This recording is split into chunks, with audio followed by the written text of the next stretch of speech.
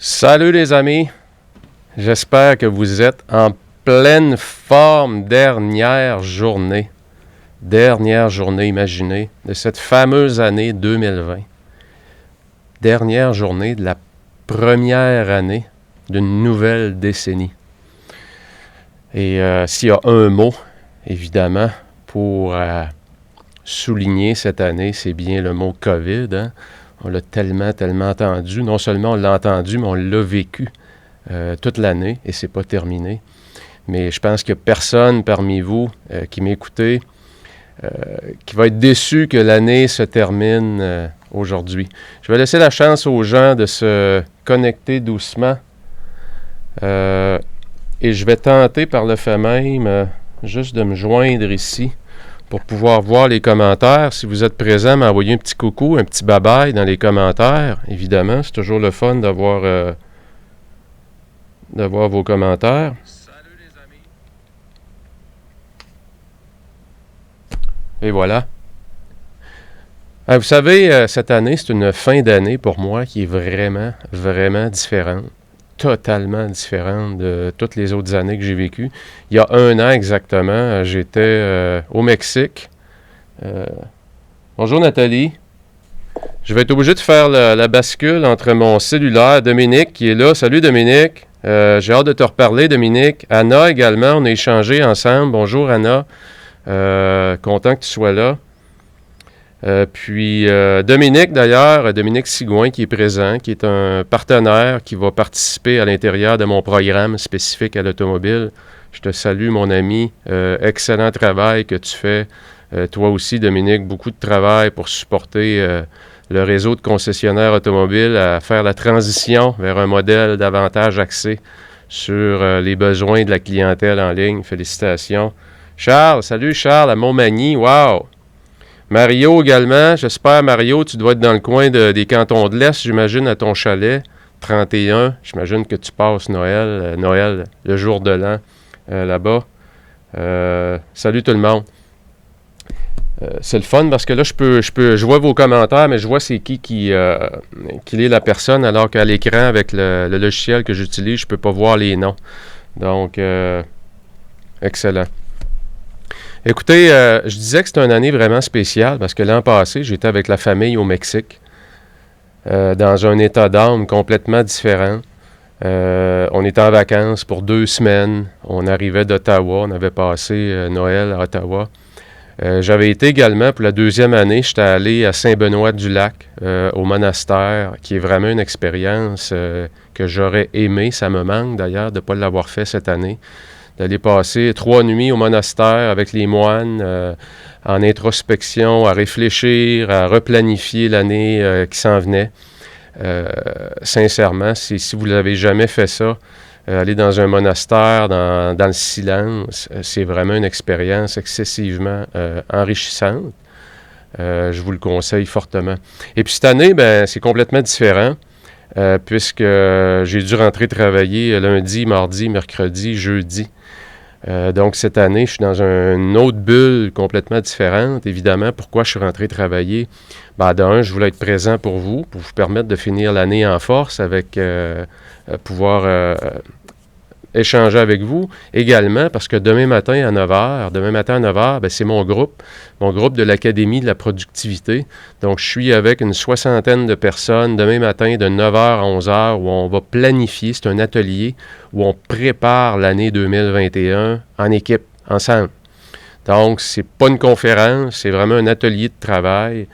Ça vous permet vraiment de faire le bilan des 3 dernières années. Évaluer vers où vous voulez aller pour les 3 prochaines années, quels sont vos objectifs pour 2021 et surtout, qu'est-ce qu'on va faire pendant les 3 premiers mois de l'année. Le premier quart, Q1, janvier, février, mars. Vous le savez, on a beau avoir des grands rêves, des grandes résolutions, mais si tout ça n'est pas attaché à un plan d'exécution et c'est pas basé sur nos valeurs, sur des fondements solides, mais ça tient rarement la route longtemps. Et c'est le défi qu'on vit tous. Tous les débuts d'année, on est tous remplis de bonnes intentions. On a tous des grands projets, on a tous des grandes idées, mais vous savez, quand on a ça dans son salon, c'est toujours plus facile dans son esprit que, comme on dit en anglais, ouais, when the rubber meets the road. Hein? Quand les pneus touchent à l'asphalte, là, c'est là que ça se passe, c'est dans l'exécution. Et quand on regarde ce que ça prend comme effort pour réaliser ses rêves, pour atteindre ses objectifs, on sous-estime toujours les efforts que ça prend. Et c'est pour ça, lorsqu'on n'a pas fait cette réflexion-là, on n'a pas attaché ce plan-là, bien, c'est souvent pour ça pourquoi qu'on arrête rapidement.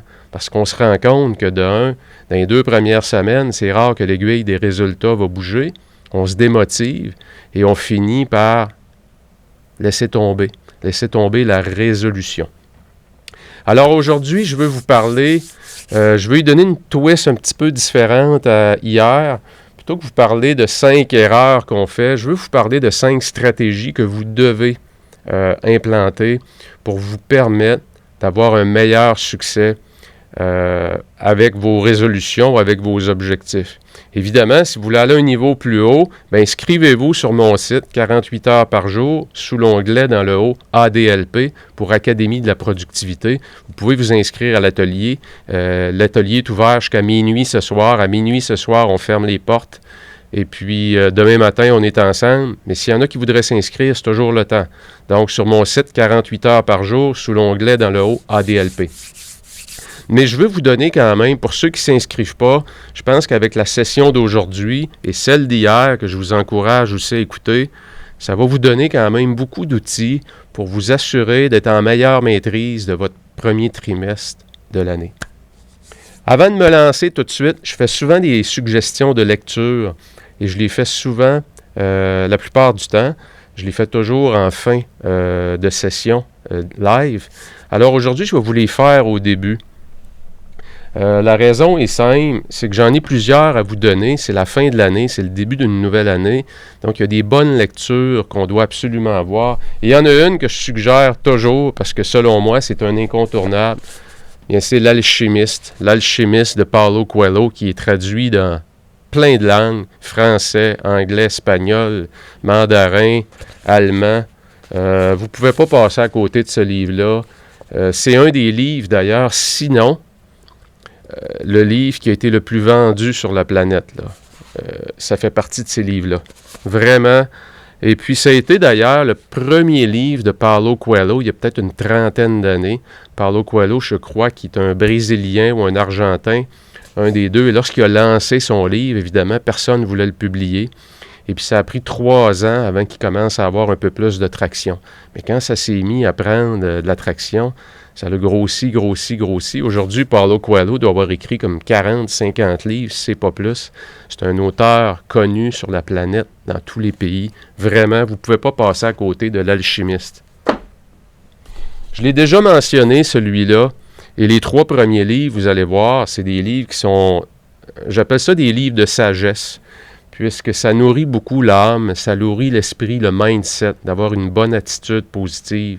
Une bonne attitude pour pouvoir, attaquer ses objectifs, attaquer ses défis, mais aussi faire face aux épreuves. Pendant les épreuves, on va tomber plus bas si on a une moins bonne attitude.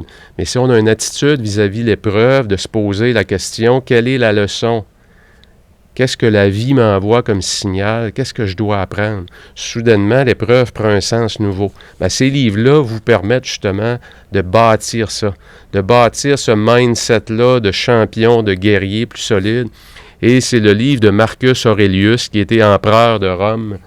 Les méditations de Marcus Aurelius, c'est vraiment, vraiment un bon livre. Et l'avantage de ce livre-là, c'est que vous le prenez, vous l'ouvrez et vous lisez. Tout simplement. C'est rempli de belle sagesse.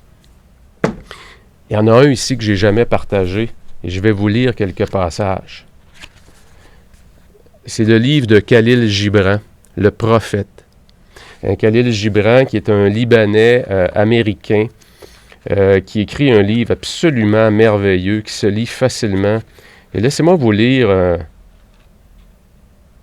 un petit 2 passages que j'ai pris parce que je les trouve tellement bons. Khalil Gibran, dans ce livre-là, va parler de l'amour, va parler du travail, va parler des vêtements, va parler de la discipline, va parler d'une carrière. Donc, il traite, ça a été publié en 1928, je crois, 1920, excusez-moi, 1923. Première édition de ce livre-là, 1923. Ça fait 98 ans, mes amis, que ce livre-là est toujours publié. Il a été traduit en plus de 100 langues. Alors, fait partie des livres, celui-là, des grands classiques de la planète. Et c'est dans une section où il parle de la séparation, je crois. Et écoutez bien, il en a toujours été ainsi de l'amour. Il ne connaît sa véritable profondeur qu'à l'instant de la séparation. C'est tellement vrai. Et je vous lis ici un passage que j'adore relire, je l'ai souligné. Il en est parmi vous qui disent « La joie est plus grande que la tristesse ». Et d'autres disent « Non, la tristesse est plus grande ». Mais moi, je vous dis qu'elles sont inséparables. Ensemble, elles viennent, et quand l'une vient s'asseoir seule avec vous à votre table, rappelez-vous que l'autre dort sur votre lit. C'est rempli de belle sagesse comme ça dans le livre « Le prophète » de Khalil Gibran. Vous devez avoir ça dans votre bibliothèque. C'est un petit livre qui se traîne partout quand on voyage. C'est de la vitamine, des multivitamines pour le mindset, pour l'esprit, pour l'âme. Vraiment bon.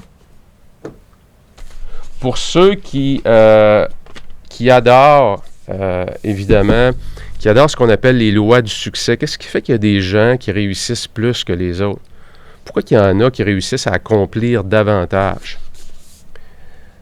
Albert Barabazi, qui a écrit le livre qui s'appelle La Formule, The Formula.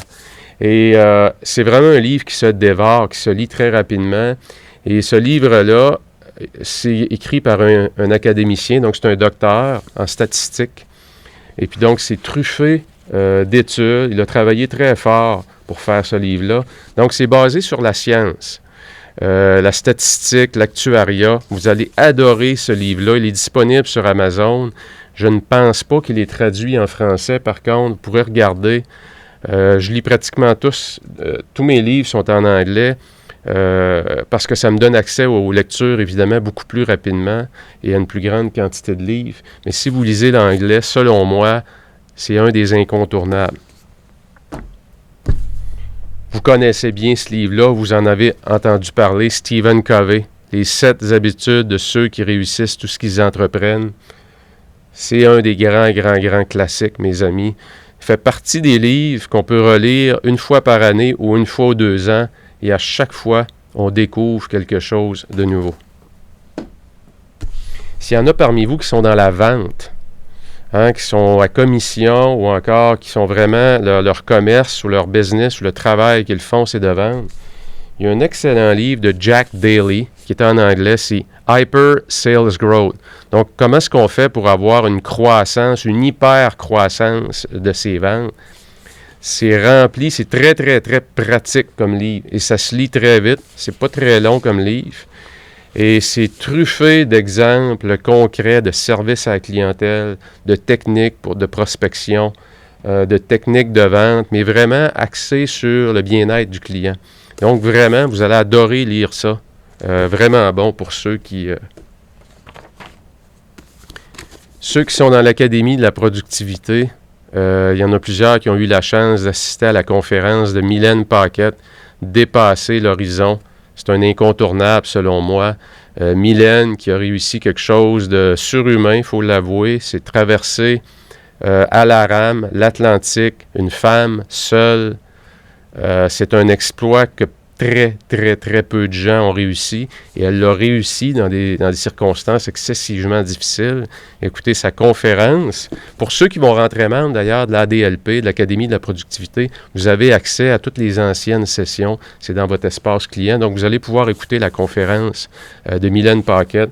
Vraiment, c'est très prenant comme conférence. Et son livre aussi, ça vient nous chercher dans nos émotions. Ça vient travailler notre discipline. Ça vient travailler notre focus, notre vision, notre façon dont on reste concentré sur l'objectif dans l'adversité. Très belle lecture qui s'appelle « Dépasser l'horizon ».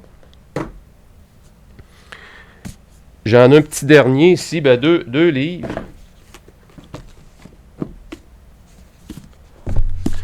Évidemment, si vous lisez l'anglais, comme je le dis, toutes mes lectures, mes Peak. Puis, c'est un livre encore là qui est écrit par un académicien, c'est Anders Ericsson. Anders Ericsson, c'est la sommité mondiale, mes amis.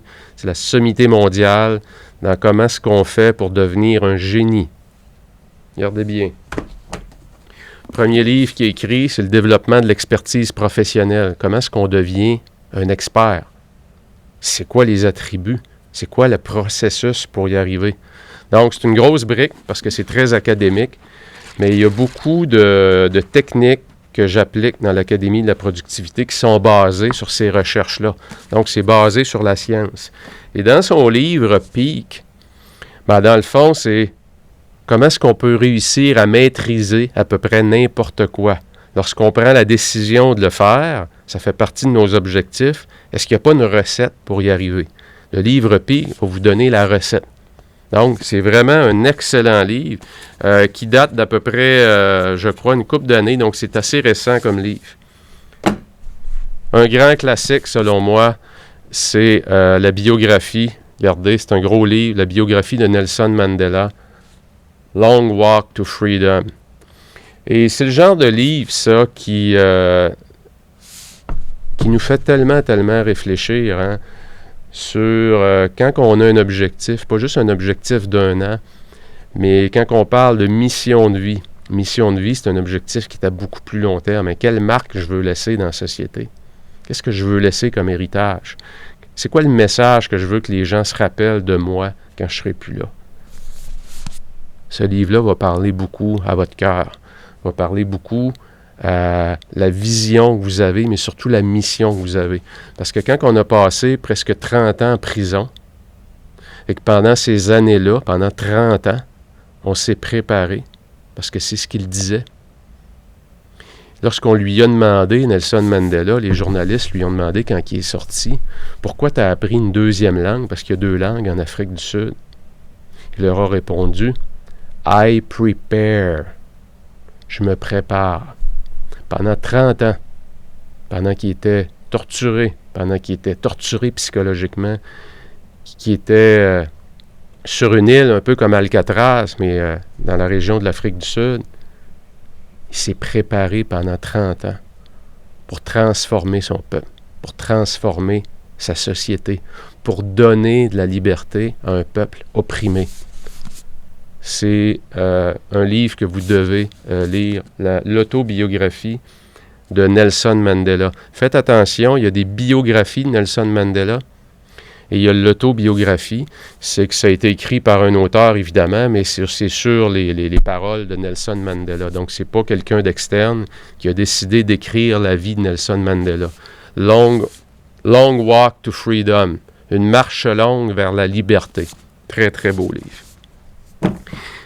Sans plus tarder, dernier, c'est vrai. Leadership.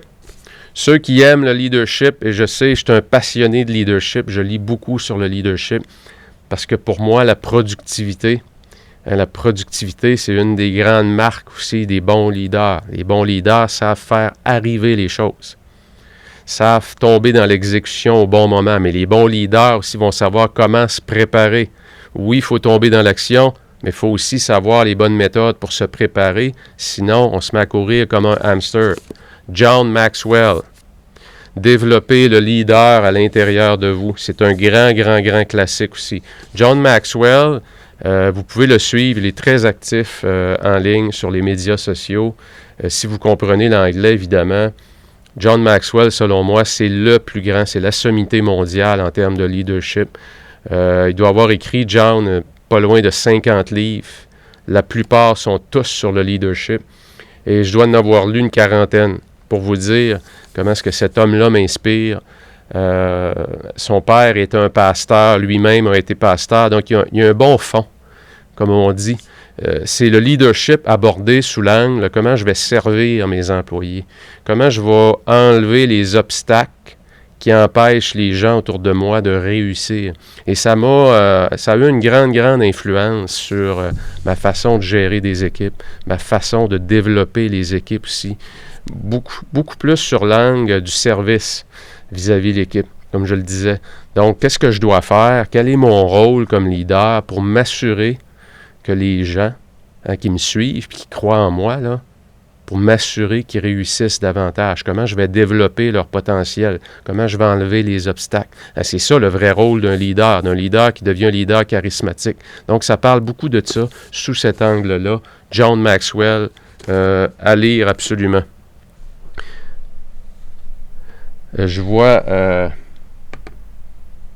Marie-Soleil qui disait absolument, je pense qu'il y a beaucoup de gens qui le suivent, John Maxwell. Écoutez, John doit avoir 75, 76 ans et cet homme-là parcourt la planète, peut-être moins cette année. Là, les voyages, les conférences ont été moins importants, mais c'est un homme qui n'arrêtera jamais de travailler comme son père. C'est des gens qui passent leur vie dévoués à une cause. Et ça m'inspire énormément et je dois vous avouer que c'est une des raisons pourquoi aujourd'hui je fais le métier que je fais, pourquoi je m'investis autant, pourquoi pendant cette période-ci de l'année je suis rentré travailler, parce que je me sens investi de cette mission-là. De un, ça me motive beaucoup, ça m'apporte beaucoup, ça m'enrichit. Et j'adore être au service d'une communauté aussi qui partage ces objectifs-là, de devenir des meilleurs leaders, mais aussi d'être des gens beaucoup plus efficaces, beaucoup plus productifs. Donc, c'est pour ça que John Maxwell m'inspire beaucoup. Je vous parle, mes amis. Voilà, je vais reprendre mes feuilles pour être sûr de ne pas rien oublier. Je ne peux pas m'empêcher de vous faire cette recommandation-là. C'est mon dernier planificateur qui est en route, qui va arriver la semaine prochaine. Les 500 premières copies arrivent la semaine prochaine. J'en ai déjà plus de 200 de vendus déjà, donc ça va vraiment bien, les ventes. Vous avez à l'intérieur, évidemment, toutes les étapes pour la méthode 48 heures. Donc, c'est un planificateur qui va vous permettre de planifier le premier quart de l'année, janvier, février, mars. Donc, c'est quoi vos valeurs, c'est quoi vos croyances, comment est-ce qu'on transforme nos croyances en levier de performance, quels sont mes objectifs et comment je vais prioriser ça pour me mettre dans l'action. Donc, c'est la nouvelle version, la version 2, de la méthode 48 heures, donc qui est dans un format un peu plus compact, plus facile à traîner, revu au complet avec beaucoup de citations. Il y a une centaine de citations. La calligraphie aurait été faite. On a rajouté des formulaires, de l'espace pour écrire. Allez sur mon site 48heuresparjour.com, section planificateur. Vous pouvez vous le procurer. Et présentement, j'ai une promotion qui se termine ce soir, 31 décembre. C'est que si vous en commandez 2, vous avez le transport gratuit. Les 2 planificateurs vont vous permettre de faire les 2 premiers quarts de l'année, donc janvier, février, mars et avril, mai, juin. Alors voilà, c'était ma pause publicitaire pour vous. 5 stratégies qui vont vous permettre de rendre vos résolutions beaucoup plus concrètes. Et juste avant d'embarquer sur le live, j'étais en onde avec TVA à Cube Radio pour justement parler des fameuses résolutions. Puis, je commençais l'entrevue en disant que je fais une grosse distinction entre une résolution et un objectif. Parce que c'est un mot qui est utilisé à toutes les sauces. Hein. C'est quoi tes résolutions pour 2021? As-tu pris des décisions? As-tu décidé de changer quelque chose? Puis une résolution, la définition que moi je lui donne, c'est quelque chose qui est relativement vague. Une résolution, c'est comme une intention qu'on a de s'améliorer sur un champ précis, mais ça demeure très, très vague. Hein? Bon, une de mes résolutions en 2021, je veux perdre du poids un peu. Une de mes résolutions, c'est que je veux reprendre la forme, je veux retourner au gym. Une de mes résolutions, c'est de mieux contrôler mes dépenses en 2021. Donc, voyez-vous, en général, les résolutions, c'est une intention vague qui est peu spécifique, qui n'a pas de délai, donc on n'a pas d'échéancier dessus. On n'a pas réfléchi si c'est réaliste ou pas, parce que si ça fait des années que je prends du poids, puis que j'ai décidé de prendre la résolution d'en perdre, puis ça fait des années que j'ai créé des mauvaises habitudes, parce que je prends du poids chaque année. Les efforts nécessaires pour en perdre vont être astronomiques. Et ça va vous demander énormément, ça va vous demander vraiment un bon plan d'attaque, un bon plan d'intervention. Puis ça va vous demander probablement des gens autour de vous qui vont vous encourager. Donc, voyez-vous, entre la résolution puis un objectif qui correspond à des critères de spécificité qui est spécifique, et qui est réaliste, mais aussi qui va être motivant, il y a tout un monde de différences. Et ça, je vous le dis, c'est la première chose que je donne toujours comme conseil. Le premier conseil que vous devez faire pour transformer votre résolution en objectif, c'est de l'écrire. Et écoutez, il y a une étude qui a été faite en Californie et qui est disponible d'ailleurs, toutes ces études-là, qui est une étude qui a été faite par un prof d'université. Et puis, je veux juste vous donner les grandes lignes de l'étude parce que c'est fascinant. C'est qu'on a pris, il y avait 267 participants. Il y avait des gens des États-Unis, de la Belgique, de l'Angleterre, de l'Inde, de l'Australie, du Japon. Et il y avait à l'intérieur de ce groupe-là, il y avait des entrepreneurs, il y avait des gens qui étaient dans l'éducation, il y avait des gens au niveau de la santé, des artistes, des avocats, des banquiers, des gens en marketing, en ressources humaines, des vice-présidents, des gens qui travaillaient dans des organismes sans but lucratif. Donc, voyez-vous, il y avait un échantillon de gens qui représentent beaucoup, peu importe le travail qu'on peut faire. Et ce que la recherche, c'est qu'on a séparé les gens en 5 groupes. Et regardez bien ça. Le groupe 1, on leur a demandé de penser à leur objectif pour 2021. Mettons qu'on parlerait de 2021. Donc, je vous dirais, on est une trentaine de personnes dans le groupe 1. Je vais vous dire, fermez-vous les yeux et pensez à vos objectifs. C'est tout ce qu'on leur a demandé. OK? Le groupe 2, on leur a demandé de penser à leur objectif et de les écrire. Je vais venir ici. Le groupe 3, on a demandé aux gens de penser à leur objectif, les écrire et de décrire les actions qu'ils vont prendre. Donc, on écrit les actions. Le groupe 4, ils ont fait tout ce que le groupe 1, 2 et 3 ont fait, mais en plus, ils ont été obligés d'écrire avec qui ils prenaient l'engagement. Donc, exemple, je veux perdre 10 kilos, je l'ai écrit, je me suis mis une date, j'ai fait un plan d'attaque au niveau de mon alimentation, des changements dans mon alimentation, également au niveau de ma forme physique, aller courir ou marcher. Puis, je me suis pris un partenaire, quelqu'un au travail qui, lui, ici, veut perdre du poids. Puis, ensemble, on s'est dit qu'une fois par semaine, on se parlerait pour voir on est rendu où. OK? Et le groupe 5, c'est qu'en plus de faire ça, il y avait un élément de mesure qui était intégré. Donc, voyez-vous, entre ce que je vous dis, une résolution, là, les 5 étapes qu'il y a là, il y a tout un monde de différences. Et ce monde de différences-là, c'est tellement puissant que ça va faire que vos résolutions, qui vont se transformer en objectifs, mais qui est spécifique.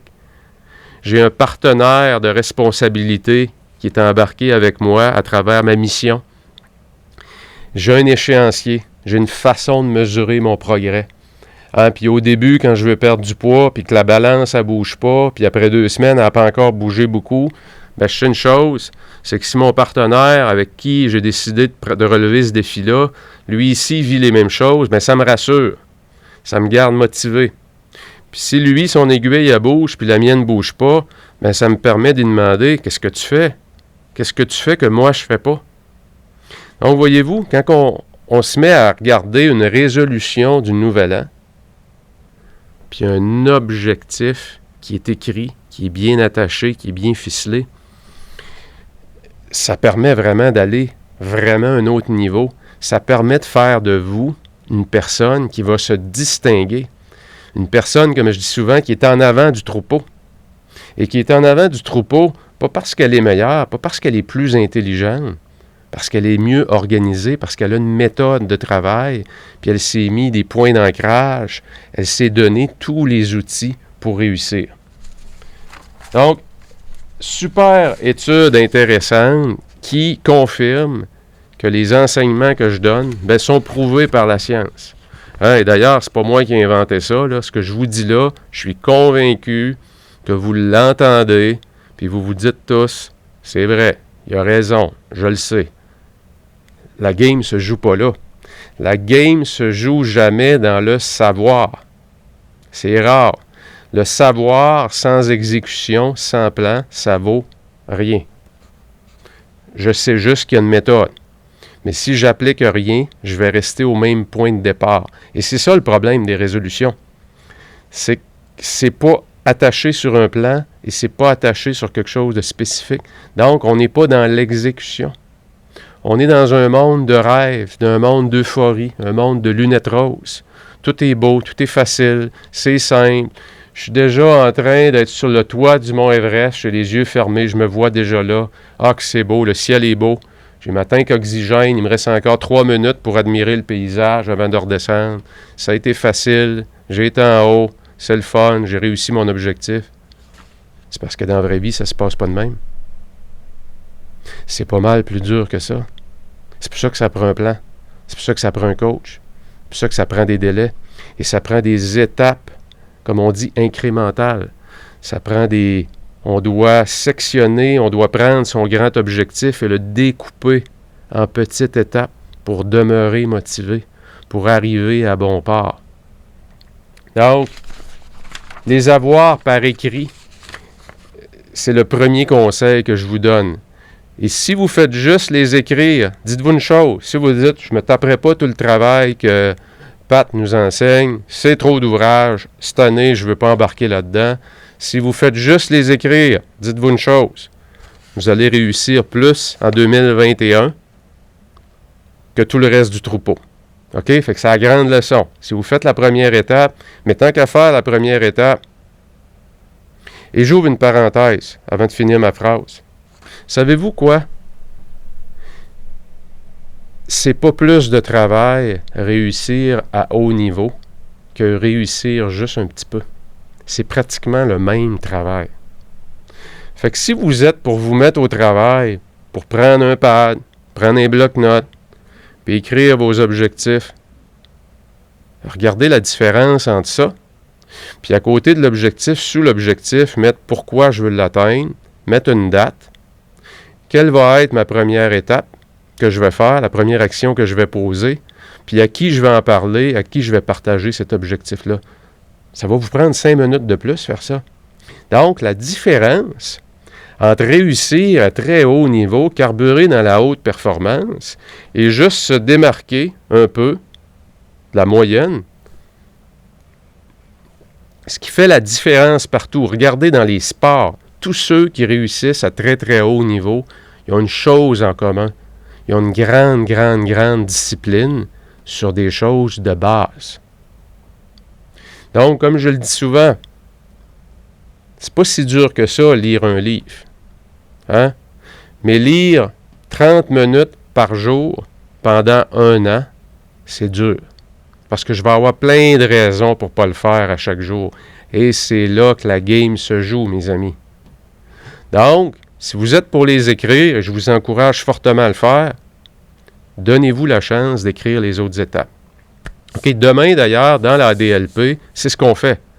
On travaille ensemble, on s'arrête le 1er janvier, parce que c'est la date ultime, c'est le premier jour de l'année, on écrit le plan, il est spécifique, puis à l'intérieur du groupe, on est capable de trouver des gens avec qui on va pouvoir s'associer pour être sûr que lorsque je perds ma motivation ou que je suis en train de descendre ma pente un peu, je peux revenir au bon endroit. OK? Donc, les écrire. Deuxième conseil que je vous donne, qui est selon moi souvent une erreur qu'on fait, ce que moi j'appelle courir après le chiffre. Et j'en ai parlé beaucoup hier. Et ce que je veux dire par là, c'est que la bonne pratique, c'est que je vous encourage à avoir des objectifs qui sont reliés davantage à des saines habitudes de vie que un objectif précis avec, exemple, un montant précis de poids que vous voulez perdre. Vous allez avoir plus de succès et plus de satisfaction personnelle parce qu'ultimement, c'est de ça qu'on parle. On parle de satisfaction personnelle, on parle de bien-être, on parle d'être bien dans sa peau. Parce que si j'ai un objectif, c'est parce que je considère que je suis là et si je me rends à mon objectif, peu importe c'est quoi, ça va me créer plus de bonheur. C'est ça, dans le fond, là, se mettre des objectifs. C'est avoir une vie plus riche, avoir une vie plus enrichie, plus remplie. Donc, si vous misez davantage sur les saines habitudes de vie, plutôt qu'un chiffre, exemple, je veux perdre 10 kilos, mais la saine habitude de vie, c'est peut-être de revoir votre alimentation. Je vais revoir mon alimentation.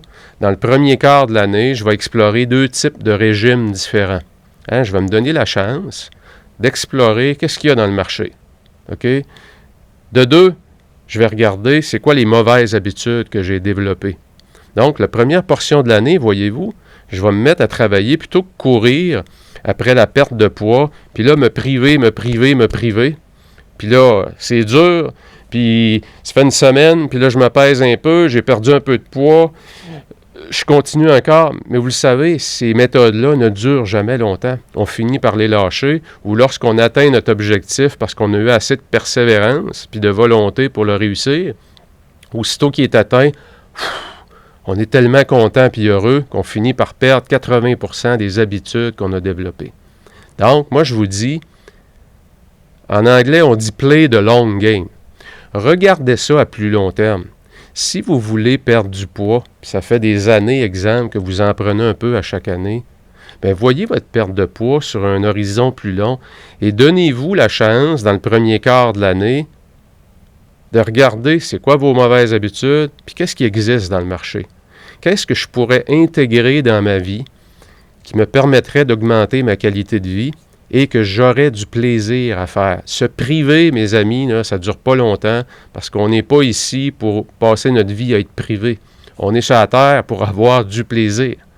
Ça fait partie de l'être humain. Donc, si les méthodes que vous prenez vous privent et qu'il y a peu de plaisir dedans, c'est excessivement rare que vous allez être capable de maintenir ça à long terme.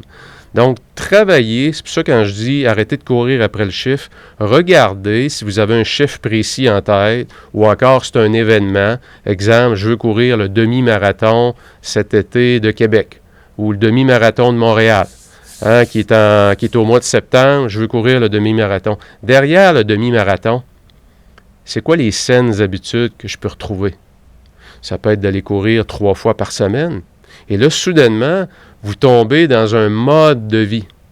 Vous êtes en train d'intégrer des habitudes qui vont vous permettre de transformer votre vie, qui vont vous permettre d'être mieux dans votre peau et que vous allez pouvoir garder à long terme. Et dites-vous une chose, quand un objectif devient une habitude de vie, on n'a plus besoin de l'avoir comme objectif parce que c'est devenu une habitude. Et il y a beaucoup de recherches là-dessus. À instaurer une nouvelle habitude, la science nous dit, les recherches qui ont été faites, c'est entre 66 et 90 jours. Donc, si, exemple, je vais aller au gym à toutes les semaines, puis ça fait des années que je n'y ai pas été, bien, avant d'avoir votre régularité, calculez entre 2 et 3 mois. OK? C'est pour ça que l'idée de travailler avec des trimestres, c'est très fort, c'est très puissant, parce que ça nous permet d'intégrer des nouvelles habitudes dans notre vie. Et un coup qu'on a intégré ça comme habitude, on n'a plus besoin de discipline, on n'a plus besoin de volonté. Pourquoi? Parce que c'est un mode de vie, c'est une discipline de vie. Et oui, peut-être il y a une semaine que je n'irai pas au gym, je vais peut-être manquer une semaine, mais je vais reprendre. Pourquoi? Parce que je sais que je me sens bien, mon corps en a besoin. C'est rendu un mode de vie. Donc, bien important de ne pas courir après le chiffre, mais de se poser la question. C'est pour ça que c'est important d'écrire. Quand on écrit, on ralentit. Quand on écrit, on réfléchit. De se poser la question, derrière le chiffre ou derrière la date ou derrière l'événement que j'aimerais, quelle est l'habitude que je pourrais intégrer? Et mon objectif de date, soudainement, ça devient un objectif, exemple, d'aller courir 3 fois par semaine. Voyez-vous, c'est beaucoup plus sain et ça vous fait... Les chances de vivre l'échec sont beaucoup moins importantes. Pourquoi? Parce que ce n'est pas basé sur un événement à un moment particulier. C'est basé sur des habitudes de vie. Évidemment, on en a parlé. Une des habitudes, c'est d'avoir des dates. Et quand on parle de dates, vous savez, comme je le disais au début, on a souvent tendance à voir ça beaucoup plus facile lorsqu'on est assis dans le salon. C'est pas dur. Il n'y a pas trop d'efforts. Mais on réalise tout ce que ça prend comme effort lorsqu'on se met dans l'action. On réalise qu'il y a plein de choses qu'on n'a pas pensé. On doit revoir notre plan. On rencontre une personne. soudainement, on a une nouvelle stratégie qu'on ne connaissait pas il y a 3 semaines et ça nous permet de faire vraiment passer un autre niveau rapidement. Donc, tant qu'on ne se met pas dans l'action, de façon générale, on sous-estime toujours le temps nécessaire. Et c'est pour ça qu'on perd vite sa motivation. Parce que comme on se met un échéancier qui est assez court, parce qu'on sous-estime les efforts, comme l'aiguille des résultats ne bouge pas vite, on se démotive vite. Et finalement, on finit par lâcher prise. Et vous savez ce qui se passe, comme à chaque année, pour 95% des gens, c'est qu'on se dépêche à oublier nos résolutions. On se dépêche à oublier nos objectifs. Pourquoi? Parce que ça nous fait sentir perdant. Ça nous fait sentir pas bon. Ça nous sabote. Et le cerveau est bon là-dedans, l'esprit est bon là-dedans. Fait que plutôt que de se sentir de même, on se dépêche à les oublier. Et lorsque par hasard, je retombe sur un texte que j'ai écrit en début d'année, et c'est vrai, j'avais ça comme objectif, moi. Alors, on s'est dépêché à l'oublier. Ce qu'on appelle la dissonance cognitive. C'est que ce que je vis, puis ce que j'aimerais vivre, ça ne marche pas. Et comme ça ne marche pas, puis ça me fait sentir vraiment, vraiment mal, je préfère l'oublier. C'est ce que la majorité des gens font. Donc, on ne veut surtout pas écrire nos objectifs. Parce que là, ça nous engage. Et si jamais ça ne marche pas, parce qu'on a peur, on se réfère à tout notre passé, à tous nos échecs. Si jamais ça ne marche pas, je ne veux pas me sentir mal. Fait que je vais partir mon année avec une résolution, avec quelque chose qui est flou un peu, puis on va voir comment ça va aller. Puis finalement, après 2-3 semaines, au pire aller, je mettrai ça de côté, là. La vie est courte, il faut l'apprécier. Fait que je reprendrai mes mauvaises habitudes que j'ai. C'est souvent comme ça que ça se passe, mes amis. Donc, ne pas mettre d'échéancier, ce que je veux dire par là, mettez-vous une date, mais faites attention pour ne pas mettre une date trop courte. Donnez-vous la chance de bien réfléchir sur les efforts que ça va prendre, mais en même temps, donnez-vous la chance que ça vous pose un défi, la date. Mais soyez réaliste dans le défi que ça pose. Si vous voulez perdre, comme je le disais, exemple du poids, ou vous voulez participer à un marathon, ou vous voulez économiser, exemple, 250 $ de plus à chaque mois, et vous voulez prendre ça, mettre ça dans un fonds vacances pour avoir des plus belles vacances ou une petite gâterie que vous voulez, bien, vous allez devoir le mesurer, vous allez devoir donner de façon réaliste quel échéancier vous donnez à ça. Est-ce que le premier mois, le mois de janvier, je ne vais pas me donner la chance de faire l'analyse de où est allé mon argent en 2020? Plutôt que de me dire, faut que je sauve de l'argent tout de suite. Là. On commence l'année, puis là, on se serre la ceinture. OK? Donc, allez-y avec plus de stratégie. Soyez plus stratégique. Soyez plus wise, comme on dit en anglais. Soyez plus wise avec vous-même. Allez une étape juste un petit peu plus loin. Là. Dites un petit peu, là. Avant de me lancer là, trop vite là, dans la solution, là, qu'est-ce que je pourrais faire pour bien voir? Finalement, mois de janvier, je vais m'asseoir, je vais regarder où est allé mon argent. Tabarouette. C'est pas 250 $ que je peux sauver. Je viens de me rendre compte que je peux en sauver 600. Parce qu'au fil des ans, j'ai développé la mauvaise habitude à chaque semaine vous voyez, ça va vous faire voir la réalité d'une autre façon. Donc, je ne suis pas engagé tout de suite dans l'action en débutant l'année. Je suis engagé dans une forme d'analyse pour trouver le meilleur plan de match pour atteindre mon objectif. Si vous voulez courir le demi-marathon, puis vous avez jamais, ça fait des années que vous ne courez pas, bien, plutôt qu'aller mettre vos espadrilles le 2 janvier au matin, puis aller courir, puis briser vos jointures, bien, peut-être que vous allez prendre rendez-vous avec un coach, vous inscrire au gym. On va commencer par travailler vos ligaments, commencer par travailler les articulations avant de les briser par la course. Voyez-vous? Donc, il faut être stratégique. Il faut se mettre un échéancier qui est réaliste avec l'objectif qu'on a, mais il faut aussi être stratégique. Combien est-ce qu'on doit avoir d'objectifs? C'est une question qui revient tellement, tellement souvent. Comment je devrais en avoir? Il y a plusieurs réponses possibles, hein? Mais je vous dirais, s'il y a quelque chose qui vous tient vraiment, vraiment à cœur, et si je vous pose la question suivante, en 2021, là, du 1er janvier au 31 décembre 2021, si vous vous reportez la même journée qu'aujourd'hui, là, et on est ensemble, là, vous êtes en train de m'écouter, mais 1 an plus tard, le live que vous écoutez, là, fermez vos yeux, transportez-vous 31 décembre 2021. Quelle est la chose qui va vous tenir, qui vous tient le plus à cœur, que vous allez être le plus fier d'avoir accompli en 2021?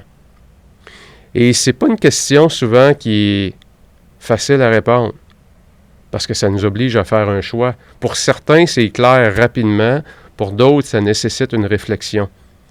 Mais si votre réponse à cette question-là, elle est claire rapidement, dites-vous une chose, faites attention pour ne pas fracturer votre temps et votre attention à travers une tonne d'autres objectifs qui sont beaucoup plus secondaires.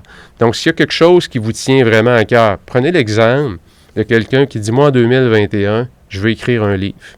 Ça fait des années que j'y pense, puis 2021, c'est mon année. » Mais faites attention à ce que vous allez attacher comme objectif autour de ça.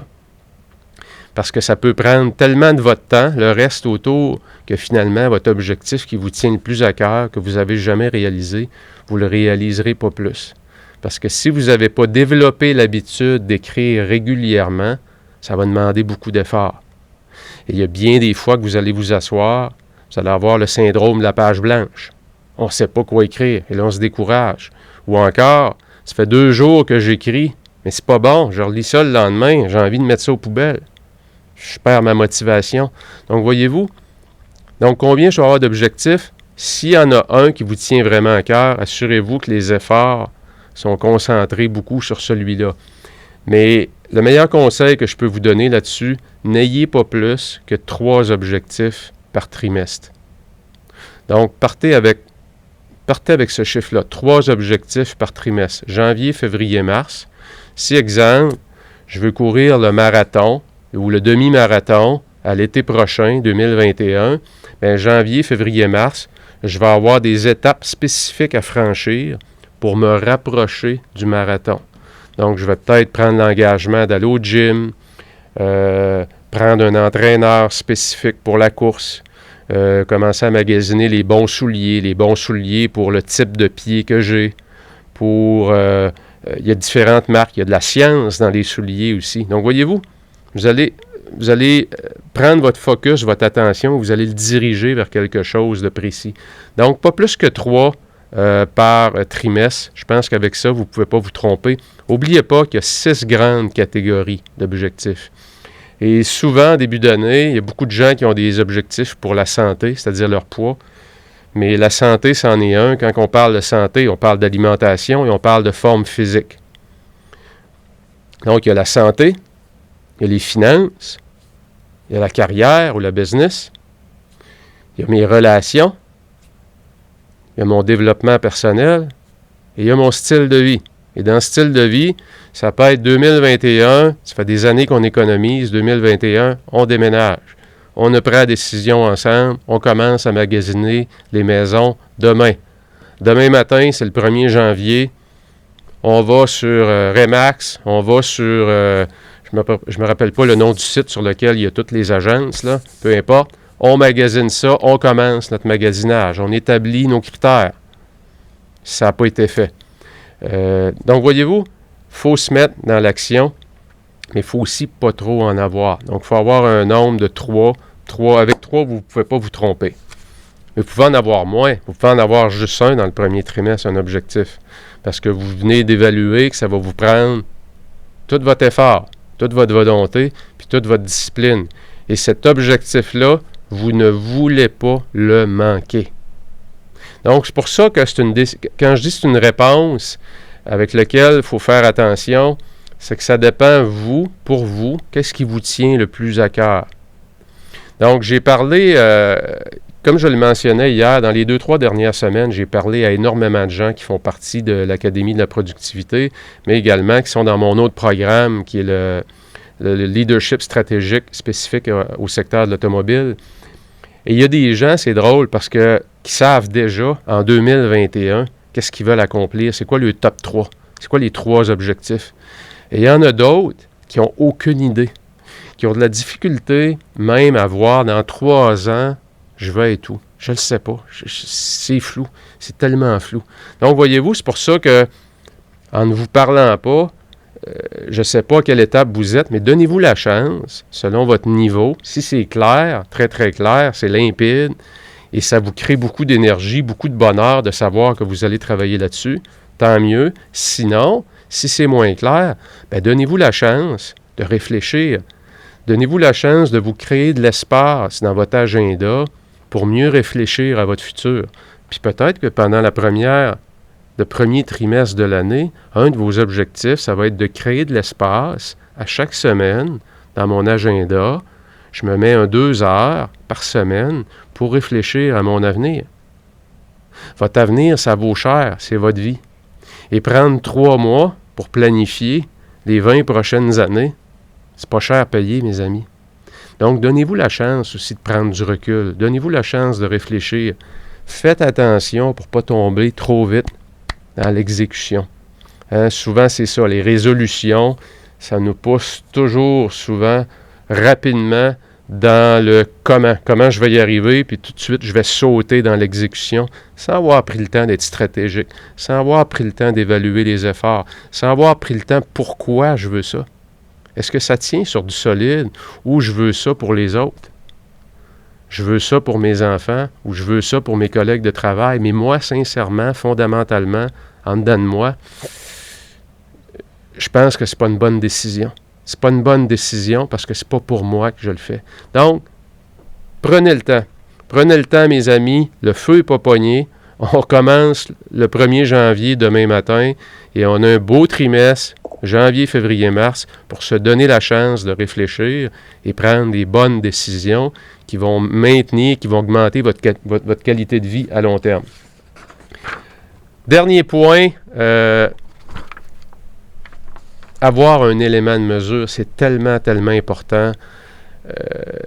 À toutes les fois que j'ai eu la chance de rencontrer que ce soit des gens qui ont accompli des grandes choses, et j'ai eu le privilège de rencontrer dans ma carrière des gens qui sont très, très hauts, que ce soit dans des Amazon. Je parlais il y a 3-4 semaines de Tony Hsieh. Tony Hsieh qui est décédé il n'y a pas très longtemps, qui a parti Zappos, qui est une compagnie qui a décidé, début des années 2000, de vendre des souliers en ligne. Quand on a la chance de parler à des gens comme ça, vous savez, ça nous fait réfléchir souvent à tout le travail qu'il y a en arrière l'atteinte d'un objectif. Et Tony Hsieh, dans les années 2000, début des années 2000, qui avait décidé de vendre des souliers, imaginez, des souliers en ligne. Bien, il a vendu sa compagnie pour 1,2 milliard à Amazon en 2009, je crois, 2008-2009. Mais lorsqu'on parle avec Tony Hsieh, on se rend compte la profondeur de tout le travail et des petits détails qui ont été mesurés. Et c'est ces petits détails-là sur lesquels on a été excessivement minutieux qui a fait la grosse différence dans la longévité et le succès de l'entreprise. Donc, mesurer, c'est une chose. Exemple, vous voulez écrire un livre, mais ça va être quoi votre élément de mesure? Il y en a qui vont le mesurer en temps. Donc, je dois me mettre à écrire 1 heure par jour. Il y en a qui vont avoir plutôt un objectif, je dois écrire 500 mots par jour. C'est pas la même chose. Donc, voyez-vous, de choisir le bon élément de mesure. Et si je veux perdre du poids, vous savez que le corps humain est composé d'eau, il est composé de gras, puis il y a différents éléments de mesure. Peut-être que dans ma perte de poids, je vais mesurer mon pourcentage de gras. Donc là, je suis en train de mesurer mon poids. Donc, voyez-vous, ça va dépendre quel est l'élément de mesure. Et faites attention pour ne pas prendre celui souvent qui nous vient. Je veux perdre du poids, je vais mesurer mon poids. Comme je le disais, soyez stratégique. Allez lire un peu. Et regardez qu'est-ce qui serait le mieux pour vous. Donc, c'est ça, réfléchir. C'est ça, être stratégique.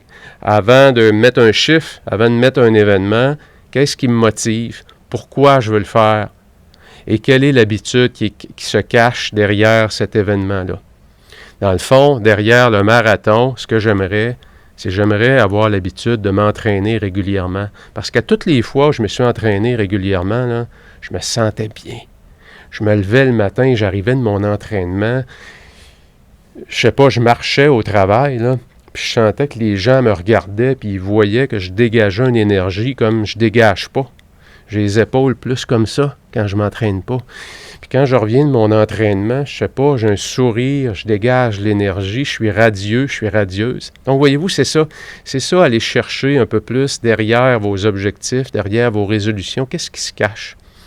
Et c'est là, à l'intérieur de ça, que vous allez découvrir ce que j'appelle ou la plénitude ou le bonheur ou une vie qui est davantage riche.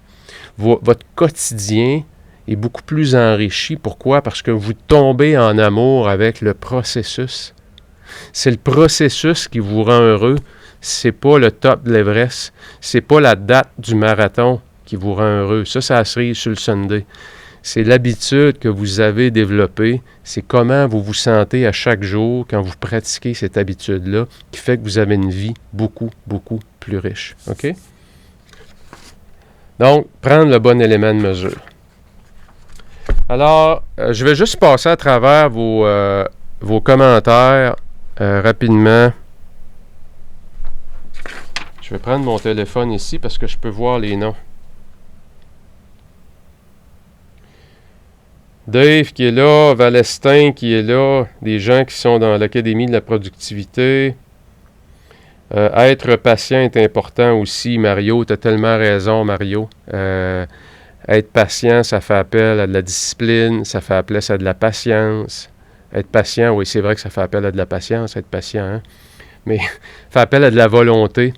Quand je pense patience, mes amis, savez-vous c'est quoi le mot, moi, qui me vient? C'est bienveillance.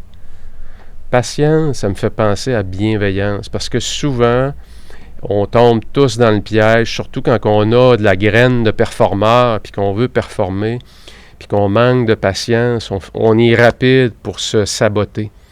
Et il faut toujours se rappeler pourquoi on est là, pourquoi on le fait. Et j'aime beaucoup l'expression, moi, en anglais, « play the long game ». Hein? Embarquer dans un objectif pour transformer votre vie et non pas pour atteindre quelque chose qui est très, très, très court terme. OK? Play the long game. Ayez une vision un peu plus long terme. Vous allez y trouver beaucoup plus ça va développer votre patience. Il y a beaucoup de recherches qui ont été faites là-dessus, hein, sur ce qu'on appelle donner un délai à la gratification. Les médias sociaux, vous le savez, les médias sociaux donnent de la gratification immédiate. Je fais un post, je vais voir rapidement qui le like, qui aime ce que je mets.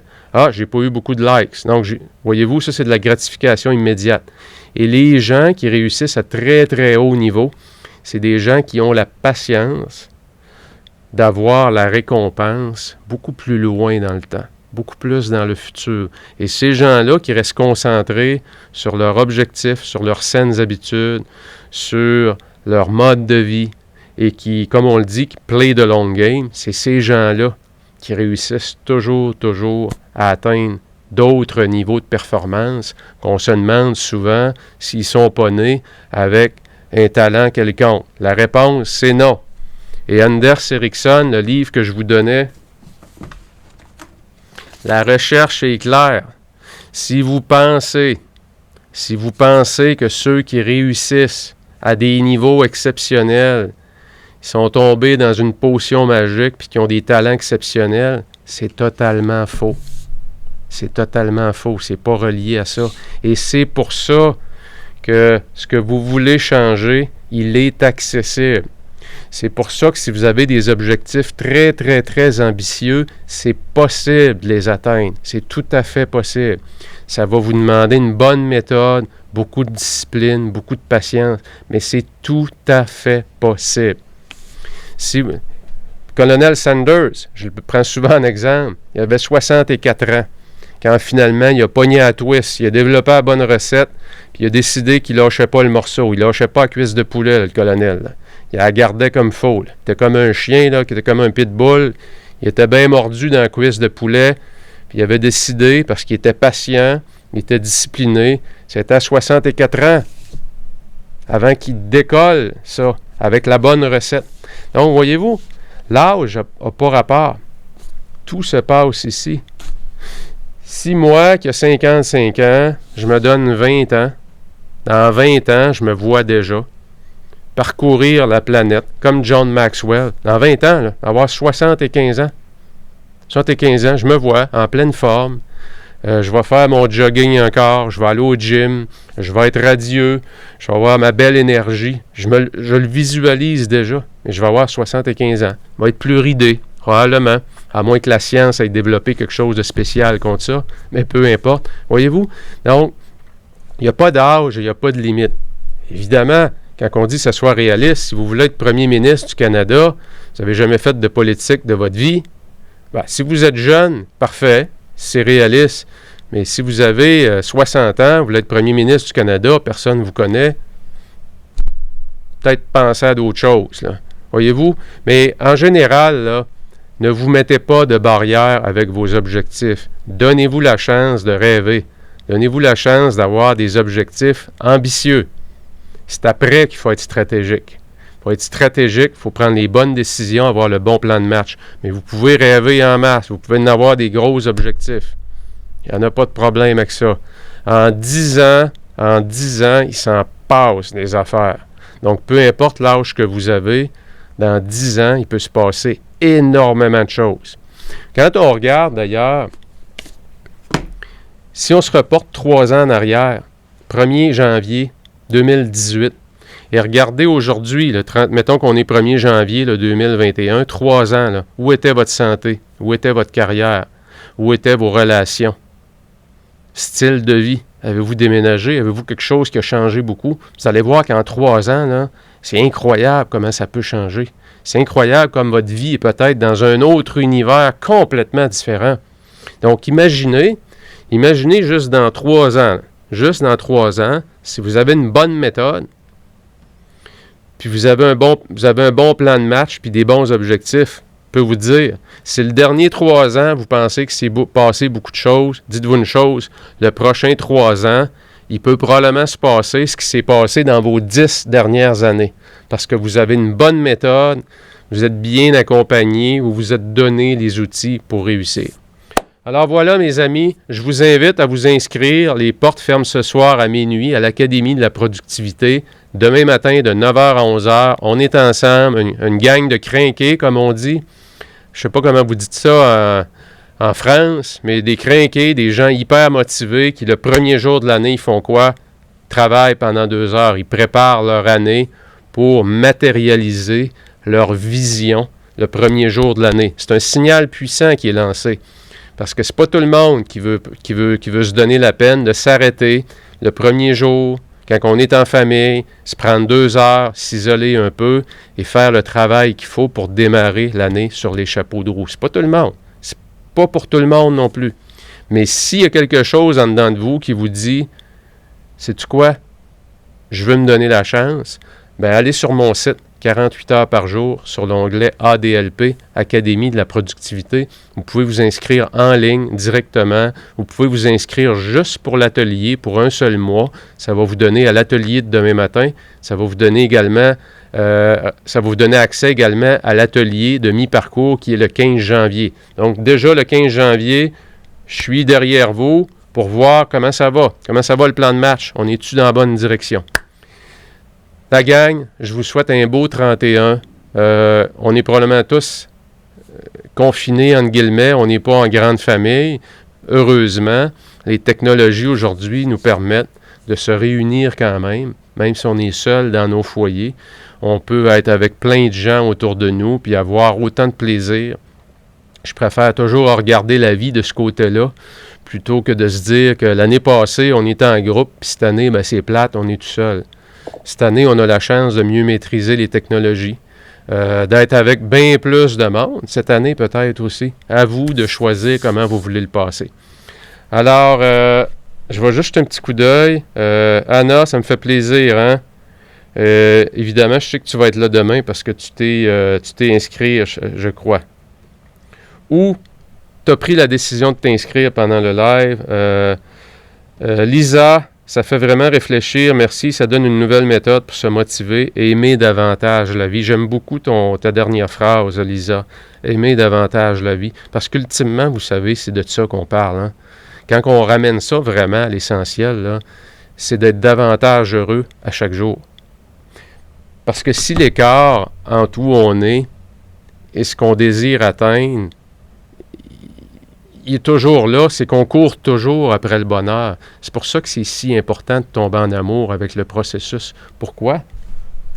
Pour faire comme Lisa nous l'a écrit, aimer davantage la vie à chaque jour. C'est de ça qu'on parle ultimement.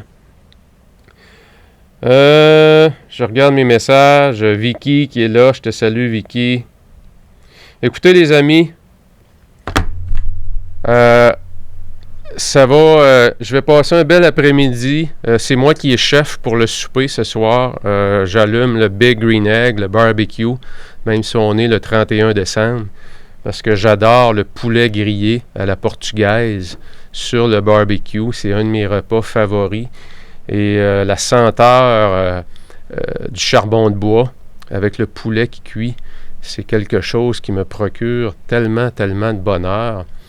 Ce petit moment-là de bonheur qui est très, très, très personnel, partir le barbecue, mettre le poulet, le faire griller de la bonne façon. Il y a toute une science hein, derrière les techniques du grill, vous savez. Puis prendre ma petite coupe de vin, puis savourer ce montant-là. C'est de ça qu'on parle, les amis. C'est ça le bonheur. Puis après ça, servir ça, être en famille. Ce soir, ma fille va souper, je crois, avec son ami. J'étais avec mon garçon, Andrew, puis ma conjointe. Donc, on est 3 seulement ce soir. Donc, ça va être en petite bulle, mais avec beaucoup de plaisir. Et demain matin, je vais sabrer le champagne avec le groupe de l'Académie de la productivité. Alors, je vous invite à profiter de ce qui reste, ce qui nous reste d'heures comme décompte. Vraiment profiter de ces heures-là. Commencez déjà à mieux réaliser les heures de bonheur qu'on a devant nous, qui s'en viennent et qui s'écoulent. C'est un sablier, hein, vous le savez. Le sablier, il se vide à chaque jour. Donc, un beau souper à vous en famille. Pour ceux qui sont en Europe, le souper est probablement déjà fait ou il s'en vient.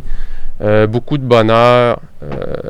Je vais être présent toutes les semaines. Ne vous inquiétez pas. Je suis là tous les vendredis, normalement, à midi. Et je vais continuer à poursuivre ma mission de vous donner du bon matériel de façon régulière. Ciao, la gang. Je vous embrasse. Je vous aime. Bye bye.